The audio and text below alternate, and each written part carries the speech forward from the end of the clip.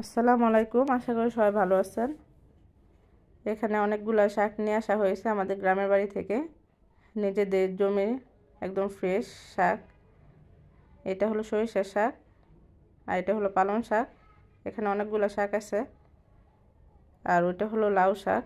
লাউ শাকটা আমার কাছে অনেক ভালো লাগে। আর সাথে আছে লাল শাক। অনেকগুলা শাক নিয়ে আসা হয়েছে। এগুলো প্রতিদিন একটা করে রান্না করব। আজকে আমি সরিষার শাকটা রান্না করব, তাই সরিষার শাকটা কেটে নিলাম। কেটে নিয়ে আমি এখানে একটু লবণ দিয়ে পানিটা ফেলে দিয়েছি। আর সাথে মুরগির রোস্ট করব।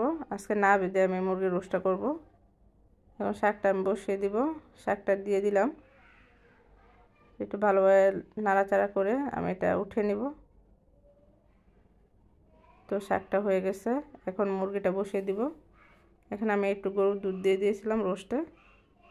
এই ছিল আজকে দুপুর রান্না। সবাই ভালো থাকবেন। আল্লাহ হাফিজ।